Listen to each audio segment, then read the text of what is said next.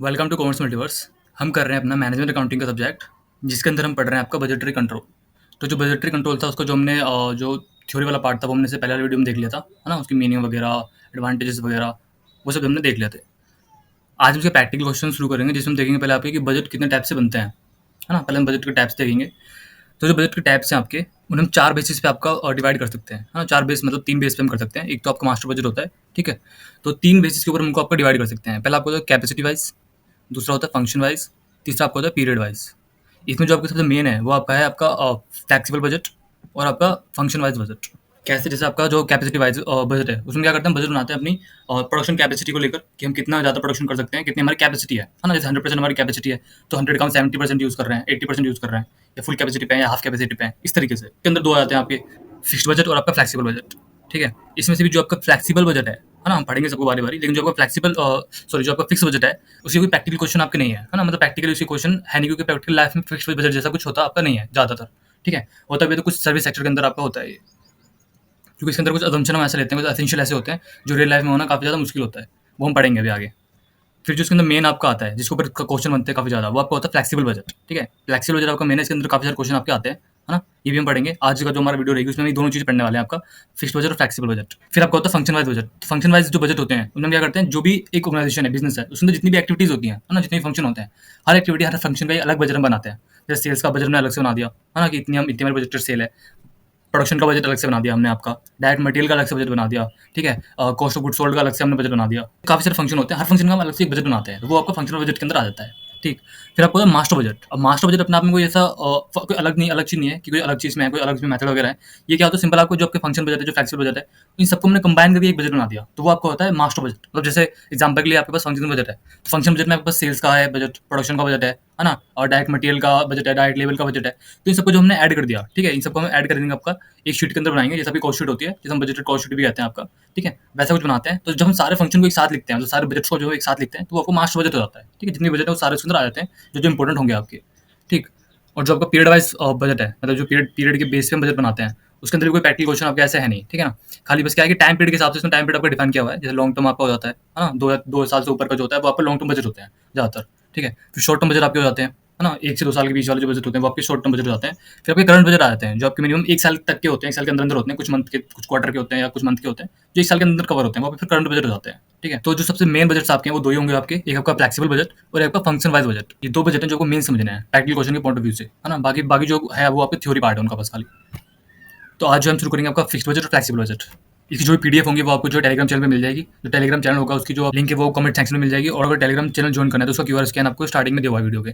सबसे पहले हम शुरू करते हैं आपका फिक्स्ड बजट। तो जो फिक्स्ड बजट है वो क्या है, सिंपल आपका जैसे उसका नाम है ना, फिक्स्ड है। तो मतलब जो आपकी जो कैपेसिटी है ना प्रोडक्शन करने की, वो क्या है, वो फिक्स रहने वाली है। मतलब जो भी आपके फाइनेंशियल प्लान आपके है ना, वो आपके क्या हो रहे हैं, वो चेंज नहीं हो रहे, ठीक है, आपकी एक्टिविटी के लेवल को लेकर, है ना। जैसे यहाँ पे क्या लिखा हुआ है, अगर हम पढ़े तो यहाँ पे लिखा है कि जो आपकी वो फिक्स्ड बजट है वो क्या है, सिंपल आपका एक फाइनेंशियल प्लान होता है जो चेंज नहीं होता, किसको लेकर, किसके साथ साथ आपके जो भी एक्टिविटी ऑफ लेवल होता है ना। आप 50% कैपेसिटी पे अपना प्रोडक्शन कर रहे हैं, या 70% की कैपेसिटी पे अपना प्रोडक्शन कर रहे हैं, या 100% की भी कैपेसिटी पे प्रोडक्शन कर रहे हैं, या उससे ज़्यादा कर रहे हैं, है ना। कैपेसिटी जितनी आपकी है उससे ज़्यादा भी प्रोडक्शन अगर आप कर रहे हैं, तो भी जो आपका बजट है ना वो चेंज आप नहीं कर रहे, वो चेंज हो ही नहीं रहा है। तो क्या हो गया, सिंपल आपका फिक्स्ड बजट आपका हो जाता है, ठीक है ना। जो भी आपका पीरियड है बजट का, उस पीरियड के अंदर आप अपनी कैपेसिटी को चेंज नहीं कर रहे, है ना, अपने प्लान्स को मतलब चेंज नहीं कर रहे, अपने बजट को चेंज नहीं कर रहे, तो वो आपका फिक्स बजट हो जाता है ना। जैसे एग्जाम्पल के लिए मान लो कि हमने मटेरियल यूज का बजट बनाया कि भाई इतना मटेरियल हमारा यूज होगा किसी चीज़ को बनाने में, है ना।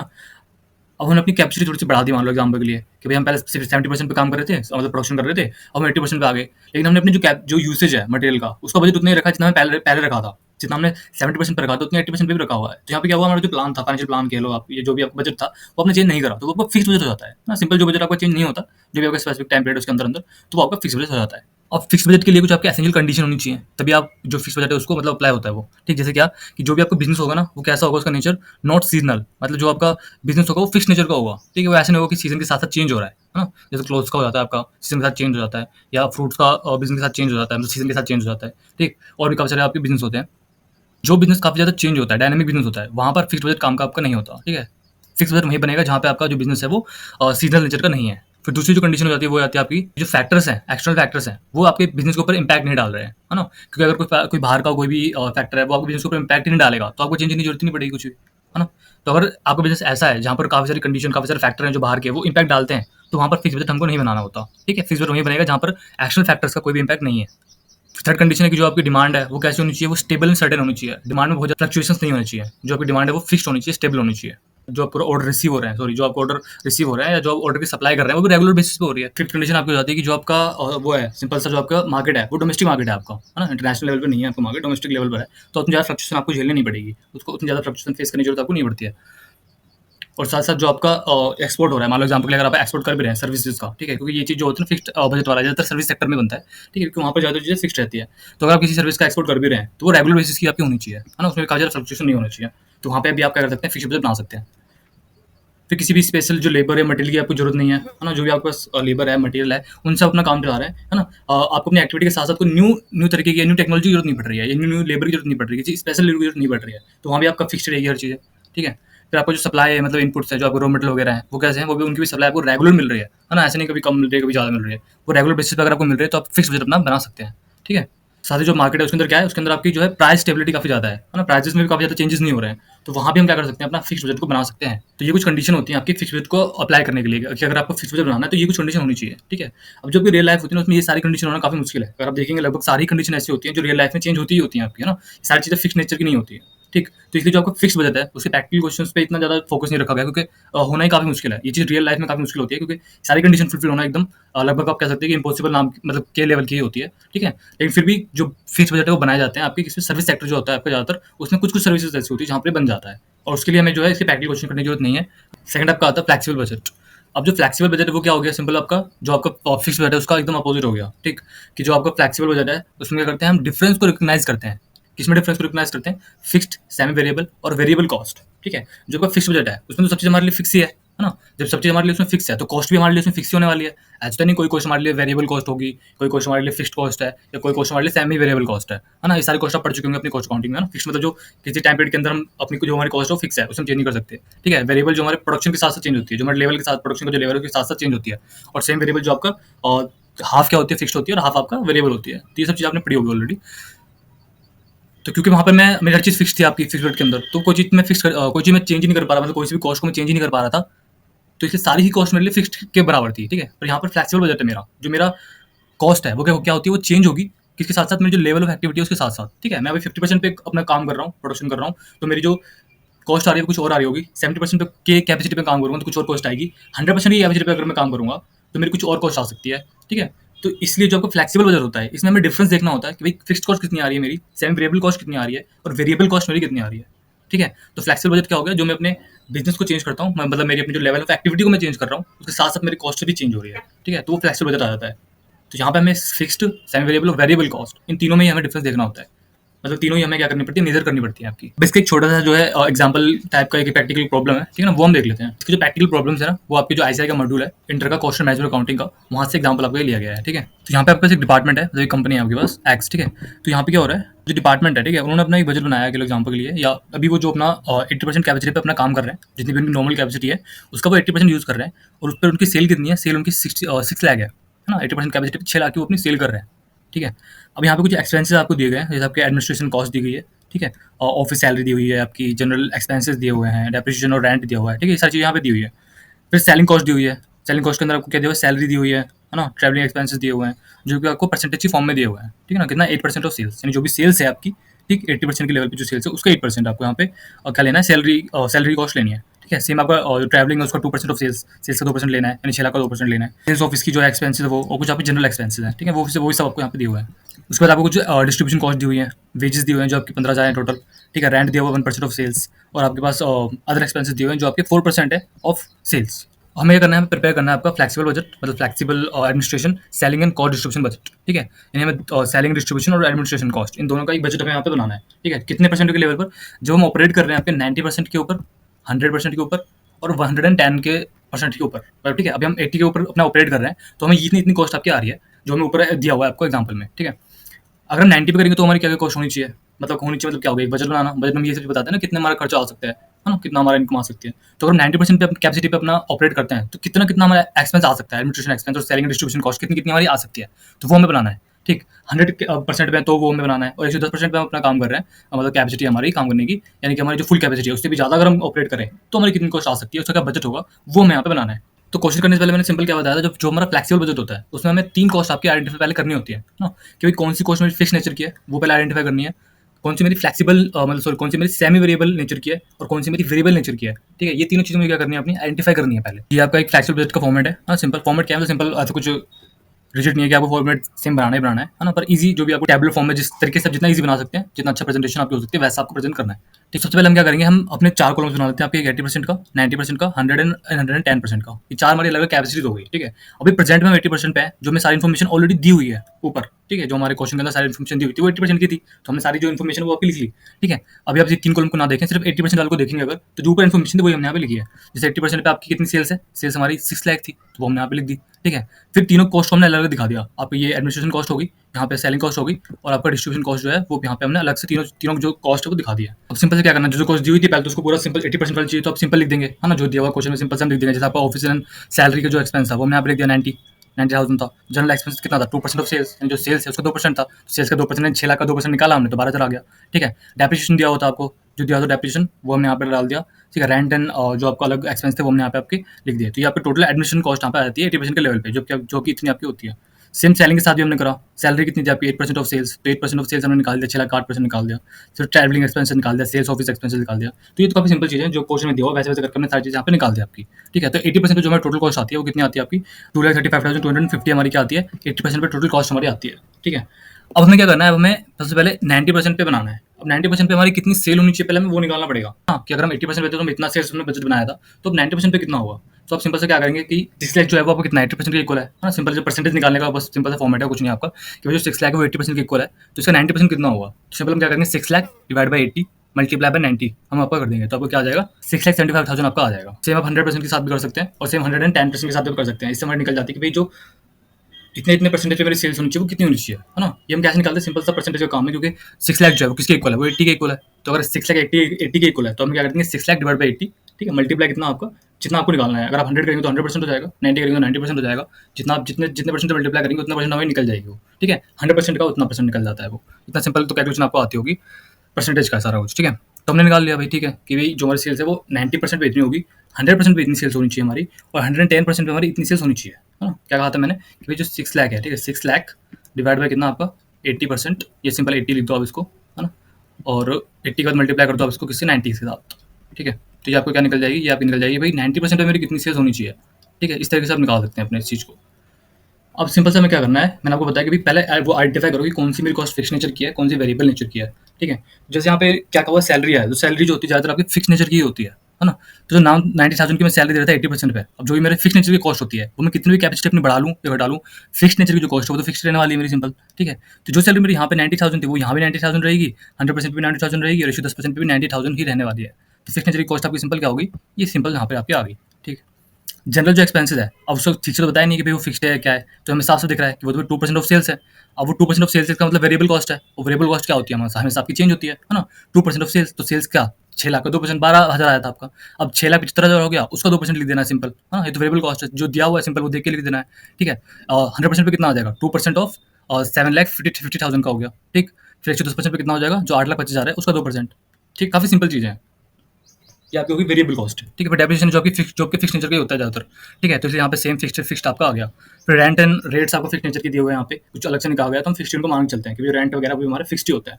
ठीक है, तो वो भी हमने आप फिक्स मान के आपके लिया गया, फिक्स्ड लिया गया है। तो जितना हमारा टोटल एडमिनिस्ट्रेशन कॉस्ट है सब ये निकल के आ गई, है ना। तो ये तो सिंपल तक आपने निकालना। ठीक है, सेम आपको क्या करना है, सेलिंग के साथ भी सेम चीज़ करनी है। तो जो सैलरी वो कितना था 8% ऑफ सेल्स, तो भाई 8% ऑफ सेल्स हमने निकाला 6 लाख 8%, 48 आ गया था। अब 6,75,000 का 8% निकाला हमने तो कितना आ गया 54,000 आ गया। सेम फिर हमने 7,50,000 है उसका हमने जब 8% निकाला तो कितना आ गया आपका 60,000 आ गया, और सेम 8,25,000 के साथ हमने करा 8% निकाला तो हमारा 66,000 आपका आ गया। ठीक है, फिर ट्रैवल एक्सपेंस भी आपका वेरिएबल कॉस्ट है, सेल्स ऑफिस भी आपकी वेरिएबल कॉस्ट है ना। ये वेरिएबल कॉस्ट क्योंकि चेंज हो रही है आपकी जो सेल्स के साथ साथ, जो जैसे सिंपल से आपका जो कैपेसिटी ऑफ लेवल है उसके साथ चेंज हो रही है, इसलिए वेरिएबल कॉस्ट है। जनरल एक्सपेंसेस भी आपकी क्या हो रही है, सेल्स के साथ साथ चेंज हो रही है, तो ये भी आपका वेरिएबल कॉस्ट है। ये भी आप निकाल लोगे सेल्स के 1% करके, है ना। तो ये टोटल आपकी क्या जाती है, टोटल आपकी सेलिंग कॉस्ट भी यहाँ पे आ जाती है, सेलिंग कॉस्ट में कितनी आ रही है। ठीक है, तो ये कुछ ज़्यादा इतना हार्ड है नहीं, आपको सिंपल सा कैपेसिटी के साथ साथ कैसे आपको बजट चेंज करना है आपका, यहाँ पे तो क्वेश्चन में साफ सब चीज़ें जी की दी हुई है आपको, तो आपने निकाल ली। ठीक है, तो जब सब निकालोगे आप डिस्ट्रीब्यूशन का भी कॉस्ट ऐसे सेम निकाल लेना है, जो फिक्स नेचर के तो फिक्स रहने वाली है। अभी वेजेस जो ज़्यादातर फिक्स होते हैं 15,000 यहाँ भी, 15,000 यहाँ भी, 15,000 यहाँ भी। ठीक, रेंट आपका 1% ऑफ सेल्स है तो निकाल लिया हमने, जितनी भी सेल्स है उसको 1% निकाल लिया। ठीक है, अदर एक्सपेंसेस 4% ऑफ सेल्स दी हुई है, तो जो सेल्स है उसका 4% आपने यहाँ पे निकाल लिया, ठीक है। टोटल डिस्ट्रीब्यूशन कॉस्ट ये आ गई आपकी, और जो टोटल कॉस्ट आने वाली है 80% पे कितनी आई, वो इतनी आई, 90% पे टोटल कॉस्ट इतनी आई, 100% पे इतनी कॉस्ट मेरी आई है, और 110% पे मेरी इतनी कॉस्ट आई है, ठीक है। तो इस तरीके से सिंपल हम क्या कर सकते हैं, कैपेसिटी वाइज अपनी कॉस्ट को निकाल सकते हैं, है ना। अब ये कोई क्वेश्चन है, इसका सिमिलर क्वेश्चन है, तो उसमें आपको जो वेरिएबल कॉस्ट है, फिक्स्ड है और सेमी वेरिएबल है, वो आपको आइडेंटिफाई करना है ना। सिंपल सेमी वेरिएबल कैसे हम कैलकुलेट करते हैं वो उसमें हमें सीखना है नेक्स्ट क्वेश्चन के अंदर। अब जो क्वेश्चन नंबर 2 वो देखते हैं। तो यहाँ पे एक आपके पास एक मैन्युफैक्चरिंग यूनिट है, ठीक है, जो क्या कर रही है, सिंपल सा आपका 8000 यूनिट जो है वो प्रोड्यूस कर रही है, जो उसकी नॉर्मल कैपेसिटी है उसके अंदर। तो जो भी एक नॉर्मल मंथ उसको चलता है, नॉर्मल कैपेसिटी वो 8000 यूनिट आपके बनाती है, ठीक है। अब जनवरी मंथ में क्या हुआ, यहाँ पे आपके पास एक प्लांट उनके पास है प्रोडक्शन का, जो 10,000 यूनिट में बनाने हैं, है ना। मतलब उन्होंने अपने एक बजट बनाया कि हमें 10,000 यूनिट बनाने हैं अपने इस साल जनवरी के अंदर, ठीक है। अब यहाँ पे क्या हुआ, जो भी उनका कॉन्ट्रैक्ट था, जो 10,000 यूनिट उन्हें बनाने थे, वो उनको एक कॉन्ट्रैक्ट मिला था 10,000 का, ठीक है। अब वो कॉन्ट्रैक्ट उनका कैंसिल हो गया, ठीक। तो वो कितना बना पाए, जो कॉन्ट्रैक्ट मिडल में कैंसिल हो गया जनवरी का आपके, तो वो सिर्फ 6,000 यूनिट आपके बना पाए।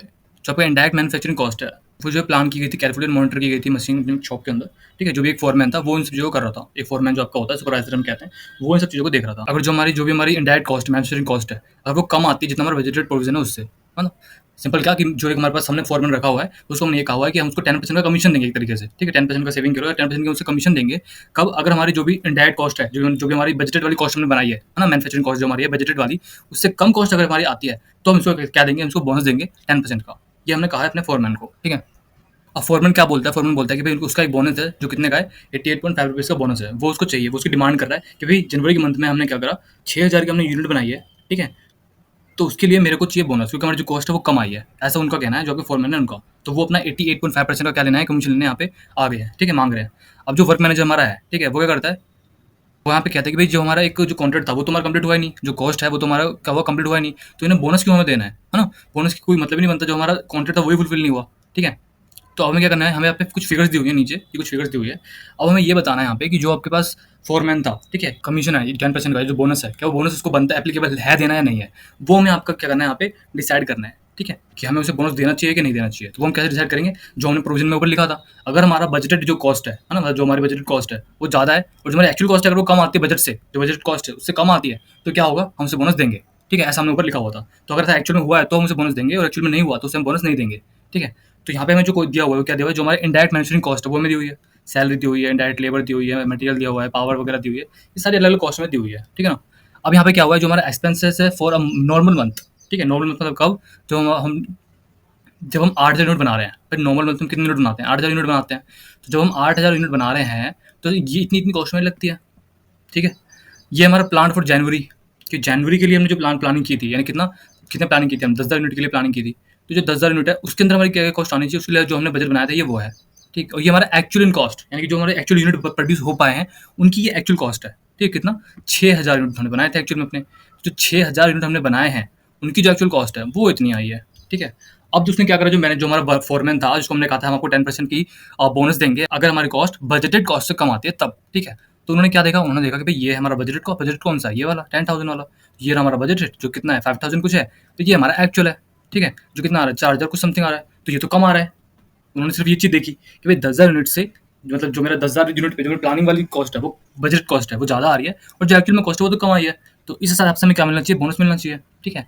बट फोरमैन ने जो है वो ये नहीं देखा कि भाई जो हमारा यूनिट की जो प्रोड्यूस है वो यूनिट भी तो कम प्रोड्यूस हुआ है ना, यहाँ पे हमने सिर्फ 10,000 यूनिट बनाए और यहाँ पे हमने सिर्फ 6,000 यूनिट बनाया। तो वो इस चीज़ को कंपेयर कर रहा था, जो कि हम इस चीज़ को कंपेयर नहीं करते, ठीक है। हम डायरेक्ट बजट को और एक्चुअल जो कॉस्ट है उन दोनों को हम डायरेक्ट कंपेयर नहीं कर सकते। हम इसे कंपेयर कब करते हैं, हम इसको स्टैंडर्ड कॉस्ट के अंदर अपना कन्वर्ट करेंगे, है ना। स्टैंडर्ड कॉस्ट के अंदर कन्वर्ट करेंगे कि भाई जो ये 6,000 यूनिट बने हैं, ठीक है, ये तो आपके बने हैं कि एक्चुअल में इनकी इतनी इतनी कॉस्ट आई है, लेकिन इनका अगर मैं बजट बनाता तब इनकी क्या क्या कॉस्ट होती है ना। अगर मैं इनका बजट बनाऊँ, जैसे मैंने यहाँ पे 10,000 यूनिट का बजट बनाया तो इतनी कॉस्ट मेरी आ रही है। अगर मैं 6,000 यूनिट का बजट बनाऊंगा तो मेरी कितनी कितनी कॉस्ट आनी चाहिए थी, वो मैं लिखूंगा, जो आपका एक कॉन्सेप्ट होता है स्टैंडर्ड कॉस्टिंग का, ठीक है ना। तो मैं इनको क्या करूँगा, इनको स्टैंडर्ड कॉस्ट के अंदर इनको कन्वर्ट करूँगा। अब वो कैसे होगा, वो मैं यहाँ पे पहले आइडेंटिफाई करना पड़ेगा भी कौन सा मेरा फिक्स नेचर का है, क्योंकि जो मेरी फिक्स नेचर की कॉस्ट होगी वो तो मेरी यहाँ भी सेम रहेगी, यहाँ भी सेम रहेगी, और यहाँ भी सेम रहेगी, और यहाँ भी आपका सेम रहने वाली है। स्टैंडर्ड कॉस्टिंग के अंदर यहाँ पे आपका स्टैंडर्ड कॉस्ट बनाने वाला हूँ उसका, ठीक है, या स्टैंडर्ड बजट कह लो आप, ठीक है, वो मैं यहाँ बनाने वाला हूँ। तो फिर यहाँ भी 1,000 तो यहाँ भी 1,000 होगी, है ना। जैसे सैलरी आपकी भाई 1,000 यहाँ है, 1,000 यहाँ है, तो यहाँ भी 1,000 होनी चाहिए ना, सिंपल आपका, इस तरीके से, ठीक है। तो वो हम क्या करेंगे, वो मैं सोल्यूशन आपको दिखाता हूँ किस तरीके से हम पहले आइडेंटिफाई करेंगे और फिर किस तरीके से हम कैलकुलेशन करते हैं, कैसे इसको हम कन्वर्ट करेंगे। भाई जो हमारे एक्चुअल में 6,000 रुपये को इतनी हमारी एक्चुअल कॉस्ट आई है, तो बजट कॉस्ट कितनी होनी चाहिए थी इसकी, वो हम पता लगा लेंगे। फिर हम दोनों को कंपेयर करेंगे, भाई इसका इतना बजट होना चाहिए था और ये इसकी एक्चुअल कॉस्ट है, आप दोनों को कंपेयर करेंगे। अब यहाँ पे सोल्यूशन है, ठीक है। सिंपल क्या करेंगे, पहले हमने यहाँ पे ऊपर कॉलम बना दिया आपका डायरेक्ट कॉस्ट का, और यहाँ पे आपका नेचर ऑफ कॉस्ट है ना, हमें नेचर ऑफ कॉस्ट भी आपको पहले आइडेंटिफाई करनी होगी, है ना। जैसे सैलरी है फॉरमैन की, वो हमने क्या कर दिया, सैलरी है फिक्स नेचर की, क्योंकि सैलरी ज़्यादातर फिक्स नेचर की ही होती है आपकी, ठीक है।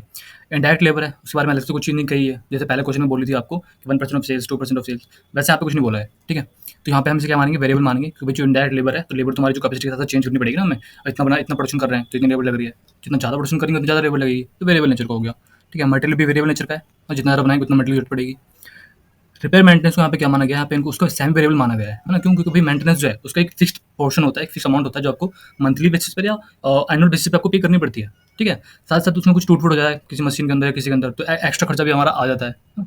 तो इसलिए यहाँ पे क्या हो गया, यहाँ पे सेम वेरिएबल हो गया है आपका। पावर है, आपको पावर भी सेम वेरिएबल रखी गई है ना। कुछ पावर होता है जो हमें फिक्स्ड नेचर की होती है, जैसे लाइटिंग वगैरह होती है, ठीक है, वो फिक्स रहेगी, मतलब जो भी आपकी फैक्ट्री की लाइटिंग वगैरह है वो तो फिक्स रहेगी। बट मशीन को जितना ज़्यादा चलाएंगे उतनी ज़्यादा इलेक्ट्रिसिटी या पावर की जरूरत पड़ेगी, तो इसलिए क्या हो गया, फिक्स्ड नेचर का भी हो गया और फ्लेक्सिबल नेचर का भी आपका हो गया, मतलब वेरिएबल नेचर के आपका यहाँ पे हो जाता है। टूल्स वगैरह होते हैं, ठीक है, जितने भी ज़्यादा आपको प्रोडक्शन करो उतनी ज़्यादा टूल्स की जरूरत पड़ेगी, तो ये वेरिएबल नेचर का यहाँ पे हो जाता है। फिर रेट्स वगैरह हो गए, रेंट टैक्सेस वगैरह हो गए, डेप्रिसिएशन हो गया, इंश्योरेंस हो गया, ये सब फिक्स नेचर की। अब हमें क्या करना है, सिंपल ये जो आपका एक्सपेंसेस अलग अलग वो हमें देखना है ना। ये आपका एक्चुअल वाला है 6000 वाला, ठीक है। ये आपको हो गया प्लांट वाला एक्सपेंसेस, है ना, जो प्लान आपने किए थे 10,000 यूनिट्स के लिए, और ये नॉर्मल आपका 8000 यूनिट है उसके लिए हो गया, ठीक है। और ये है आपके as per the flexible budget, ठीक है ना। यानी कि फ्लेक्सिबल बजट कौन सा, अगर मैं बजट बनाता 6000 का, ठीक है, ये 6000 का बजट वाला है जो नंबर 4 आपको दिख रहा है, ठीक है। ये आपका फ्लेक्सिबल बजट है, यानी कि ये जो 6000 यूनिट मैंने बनाया उनकी एक्चुअल कॉस्ट तो ये आ रही है, 6000 यूनिट की जो एक्चुअल कॉस्ट है वो तो ये आ रही है आपकी एक्चुअल कॉस्ट 6000 वाले की, ठीक है। वही 6000 का अगर मैं बजट बनाता, बजटेड कॉस्ट कितनी आनी चाहिए थी उसकी, वो यहाँ पे आपको दिया हुआ है। अब जो फिक्स नेचर का है भाई, वो तो हर जगह पे फिक्स रहेगा आपका, ठीक है ना। मैं 8000 यूनिट बनाऊँ, 6000 बनाऊँ, 10000 बनाऊँ, वो तो फिक्स रहने वाला है, तो इसलिए उसका जो बजट है वही फिक्स रहेगा, है ना। तो ये 1000 आपका हो गया फिक्स नेचर का, तो मैंने यहाँ पे वो फिक्स नेचर का आपका कर दिया तीनों पे, ठीक है। फिर आपका आता है इनडायरेक्ट लेबर, ठीक है, ये हो गया आपका वेरिएबल पोर्शन। अब जो वेरिएबल पार्ट होता है ना हमें, वो हम कैसे निकालेंगे, वो हमें देखना सिंपल सा क्या करना है हमें कि जो हमारे 8000 यूनिट है उसमें हमें क्या दिया हुआ है, उसके ऊपर हमें दी हुई है कि जो कॉस्ट आएगी डायरेक्ट लेबर की वो कितनी आने वाली है, वो 7200 आने वाली है, ठीक है। तो पर यूनिट कैसे हम निकालें, बस इसको पर यूनिट पे पहले हम कन्वर्ट कर देंगे, है ना, कि भाई एक यूनिट को बनाने में मेरी इतनी कॉस्ट आ रही है। अब जब हमें पता चल गया कि भाई एक यूनिट को बनाने में इतनी कॉस्ट आ रही है, तो जितनी ज़्यादा कॉस्ट यूनिट बनाओगे आप उतनी ज़्यादा कॉस्ट आएगी आपकी, तो हो गया सिंपल सा वेरिएबल पोर्शन आपका, ठीक है। तो जितने वेरिएबल वाले पार्ट होंगे ना, उनको उनकी हम पर यूनिट कॉस्ट निकालेंगे, और जितनी ज़्यादा यूनिट बनाएंगे आप उतनी ज़्यादा कॉस्ट आएगी। तो ये आपको वेरिएबल निकालना कि वेरिएबल कॉस्ट कैसे निकालें, तो इसे हम पर यूनिट में कितनी कॉस्ट आ रही है उसमें हम कन्वर्ट कर देते हैं इसको, ठीक है। तो indirect labour cost per unit कितनी आएगी, टोटल कॉस्ट कितनी आ रही है 8000 रुपये, 720 रुपये आ रही है मेरी, जब मैं 8000 यूनिट बना रहा हूँ, तो जब मैं एक यूनिट बनाऊंगा तो कितनी आएगी 0.09, ठीक है। तो ये आ गई एक यूनिट की। तो अगर मैं 6000 यूनिट बनाऊँ तो कितनी आनी चाहिए थी भाई, मेरी आनी चाहिए थी 5,540 रुपये, है ना, कि अगर मैं 8000 यूनिट बना रहा हूँ तो इतनी आ रही है। तो अगर मैं 6000 यूनिट बनाऊँ, बजटेड वाला फिगर है कि अगर मैं 6000 यूनिट बनाता तो कितनी आनी चाहिए, 540 रुपये आनी चाहिए थी, ठीक है। वही मैंने यहाँ पे लिख दी, 540 रुपये आपकी क्या होगी बजट वाले की, 6000 यूनिट का जो बजटेड वाला पार्ट है उसमें इतना आपका आना चाहिए था, ठीक है। सिंपल आप मल्टीप्लाई करके भी देख सकते हैं इस चीज़ को, कितना आया था 0.9 आया था ना, तो 0.9 को आपने मल्टीप्लाई करा किससे, 8000 से, तो कितना आया 720 रुपये। फिर 0.09 को आपने मल्टीप्लाई करा 10,000 यूनिट से, तो कितना आया आपका प्लांट वाला 10,000 यूनिट था ना हमारे, ये यहाँ प्लांट वाला है, 10,000 यूनिट जो थे वो, तो कितना आएगा 900 रुपये आया। वही सेम हमने क्या कर दिया, 600 से मल्टीप्लाई कर दिया तो कितना आ गया आपका 540 आ गया, ठीक है। ये हमारा होगा बजट वाला पार्ट। सेम चीज़ इंडायरेक्ट मटेरियल के साथ भी कर देनी है आपको कि भाई जब मैं 8000 यूनिट बना रहा हूँ तो कितना आएगा मेरा, ऊपर सिंपल सा कितना कर दिया आपने भाई, 8000 यूनिट बनाने पर मेरा जो कॉस्ट आ रही है वो 800 रुपये आ रही है, ठीक है। तो पर यूनिट कॉस्ट कितनी आएगी आपकी 800 रुपये डिवाइड बाय आपके 8000 यूनिट, तो पर कॉस्ट आपकी आएगी 0.1 रुपीज़ के आसपास, ठीक है। उसको मल्टीप्लाई करा 10,000 यूनिट से तो कितना आया 1000, फिर 6000 यूनिट से करा तो कितना आया 600 रुपये, सिंपल, ठीक है। बजट वाला देखना है, ये तो एक्चुअल वाला ये हमें नहीं देखना, ठीक है ना। अभी हम बजट निकाल रहे हैं कि इसका बजट बनाना है हमें, तो हम बजट फ्लेक्सिबल बजट बना रहे हैं ना इसका हम अभी, ठीक है। तो 6000 यूनिट के लिए कितनी कॉस्ट आनी चाहिए थी, 600 रुपये आनी चाहिए थी आपका इंडायरेक्ट मटेरियल की कॉस्ट, ठीक है।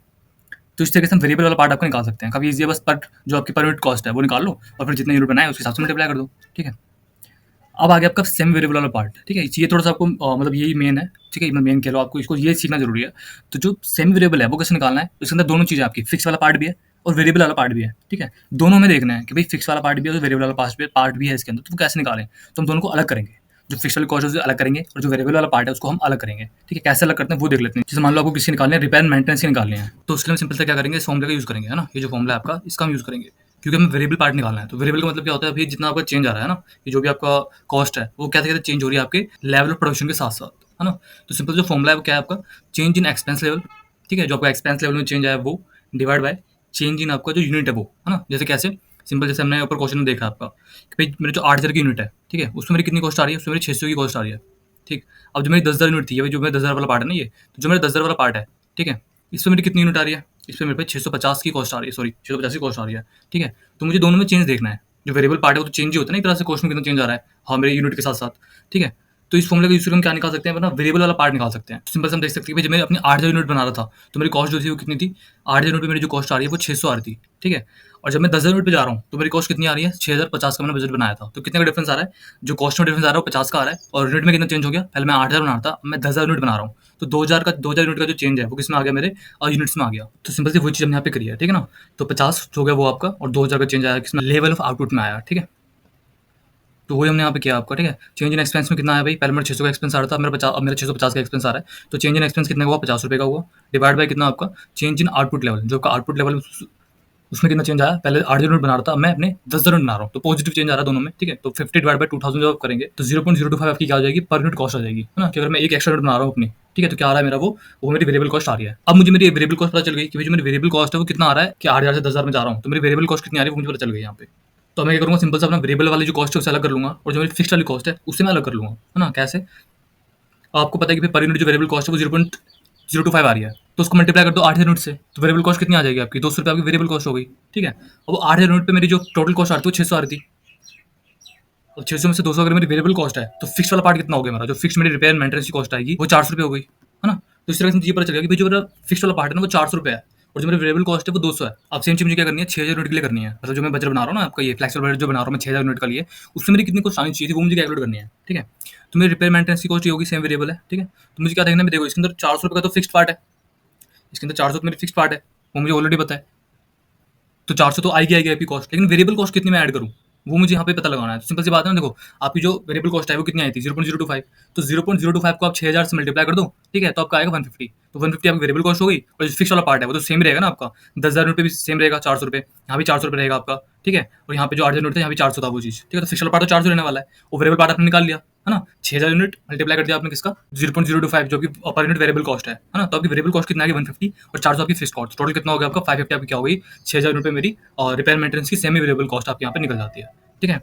सेम चीज़ आपको क्या करनी है? सेम चीज़ आपको करनी है जो आपका पावर है ना? वो भी आपका सेमी वेरिएबल है। सेम मेथड से हम वही कर लेंगे, है ना? पहले चेंज देख लेंगे, एक्सपेंस में कितना चेंज आ रहा है। यहाँ से जो एक्सपेंस में चेंज आ रहा है वो आपका आ रहा है 75 का, ठीक है? तो 75 डिवाइड बाय 2000 आप करेंगे तो आपकी वेरिएबल कॉस्ट आ जाएगी। फिर सेम तरीके से हम निकालेंगे, वेरिएबल का मल्टीप्लाई कर देंगे हम 8000 यूनिट से, तो आपको आपकी वेरिएबल कॉस्ट बदल जाएगी और फिक्स्ड कॉस्ट बदल जाएगी। फिर सेम तरीके से हम निकालेंगे, है ना? फिर बाकी चीज़ें तो आपकी फिक्स्ड है, जैसे फॉरमैन की सैलरी है, फिक्स्ड है आपका, है ना? वेरिएबल पार्ट कैसे निकालते हैं वो आपको पता ही है, और रेट हो गया आपका, डेप्रिसिएशन हो गया, इंश्योरेंस हो गया, ये भी आपके सारे फिक्स्ड ही हैं, तो जो फिक्स्ड है वो तो सेम ही आ जाएगा, है ना? चाहे 6000 का लेवल हो या 10,000 का लेवल हो, 8,000 का लेवल हो, तो वो सेम आ जाएगा। तो इस तरीके से हमारी क्या आ गई? ये हमारी टोटल कॉस्ट आ गई आपकी, ठीक है? 8000 यूनिट अगर मैं बनाता हूँ तो मेरी टोटल कॉस्ट इतनी आती है, 10,000 यूनिट में मेरी टोटल कॉस्ट इतनी आती है, ठीक है? और अगर मैं 6000 यूनिट का बजट बनाता तो मेरी कितनी कॉस्ट आनी चाहिए थी? मेरी इतनी कॉस्ट आनी चाहिए थी, ठीक है? 6000 यूनिट अगर मैं बनाता तो मेरी बजट कॉस्ट कितनी आ रही है? ₹4705 आ रही है, ठीक है? बट एक्चुअल में कितना हुआ है मेरा खर्चा? एक्चुअल में मेरा हुआ है यहाँ पे ₹4990 का मेरा एक्चुअल में खर्चा हुआ है 6000 यूनिट को बनाने में, ठीक है? तो ये हमारी बजटेड कॉस्ट है, और ये हमारी एक्चुअल कॉस्ट है, ठीक है? जो मेरी एक्चुअल कॉस्ट आई है, और ये मेरी बजट कॉस्ट। तो इसके बेसिस पे हमें बताना है कि जो हमारा फोरमैन है, क्या हमें उसको बोनस देना है कि नहीं देना, ठीक है? तो जो हमारा प्रोविजन था वो क्या था, कि अगर हमारी कॉस्ट बजटेड कॉस्ट से कम आती है तो हम उसको देंगे 10% का बोनस, ठीक है? लेकिन यहाँ पे साफ-साफ दिख रहा है कि जो हमारी बजटेड कॉस्ट है वो कम है, और जो एक्चुअल कॉस्ट है वो आपकी ज़्यादा आ रही है, ठीक है? इसका मतलब क्या होगा कि हमें जो है अपने फोरमैन को किसी भी तरह का कोई एक्स्ट्रा हमें उसको बोनस नहीं देना, है ना? क्योंकि यहाँ पे उल्टा हो रहा है, यहाँ पे हमारी एक्स्ट्रा 285 की एक्स्ट्रा कॉस्ट आ रही है, ठीक है? सेविंग नहीं हो रही हमारी यहाँ पे। तो इस तरीके से हम क्या करते हैं, इस तरीके से हम डिसीजन मेकिंग भी कर सकते हैं, कंक्लूजन भी निकालते हैं, है ना? और मैनेजमेंट अकाउंटिंग का यूज़ करके, ठीक है? तो इस तरीके से हमने दोनों क्वेश्चन में समझ लिया कि किस तरीके से हमने कैपेसिटी वाइज़ जो है अपनी फ्लेक्सिबल बजट को बनाते हैं, और किस तरीके से अगर हमें डिसीजन लेना है तो वो हम कैसे करना है, वो हमने देख लिया यहाँ पे। और बाकी हम कंपैरिजन कैसे करते हैं आपका, हम डायरेक्ट बजट और एक्चुअल का कंपैरिजन नहीं करते। हमारे पास जो एक्चुअल यूनिट आई है, जो हमारे 6000 यूनिट जो हमने बनाए एक्चुअल में, उनका क्या बजटेड कॉस्ट होनी चाहिए थी, उनमें क्या कॉस्ट आनी चाहिए थी, जो मेरे पास्ट ट्रेंड से उनको देख के मैंने ये निकाला, ठीक है? फिर मैं क्या करता हूँ, अपनी जो स्टैंडर्ड कॉस्ट है ना, जो हमने स्टैंडर्ड सेट किया, जो मैंने बनाया 6000 यूनिट के लिए स्टैंडर्ड कॉस्ट हमने जो बनाया, उसको और एक्चुअल कॉस्ट को हम कंपेयर कर सकते हैं। डायरेक्ट बजट को एक्चुअल कॉस्ट को हम कंपेयर नहीं करते हैं ना, क्योंकि भाई जो बजट था वो तो 10,000 यूनिट के लिए था, और एक्चुअली जो मेरा कॉस्ट आई है वो 6000 यूनिट के लिए आई है, तो डायरेक्ट कंपेयर तो हम कर ही नहीं सकते ना, वो 10,000 के लिए कॉस्ट है, 6000 के लिए कॉस्ट है, तो हम डायरेक्ट नहीं कर सकते। हम क्या करेंगे, जो 6000 की एक्चुअल कॉस्ट आई है हमारी, उन्हीं में हम ये देखेंगे कि भाई अगर मैं 6000 के लिए बजट बनाता तो मेरी कितनी कॉस्ट आ सकती थी, फिर हम कंपेयर करेंगे कि मुझे फायदा हो रहा है कि नुकसान हो रहा है ना? तो ये था आपका फ्लेक्सिबल बजट। नेक्स्ट वीडियो में देखेंगे आपका जो फंक्शन वाइज बजट है वो, है ना? उसके भी थोड़ी सी थ्योरी और प्रैक्टिकल क्वेश्चन देखेंगे। अब देख लेते हैं। Thank you for watching.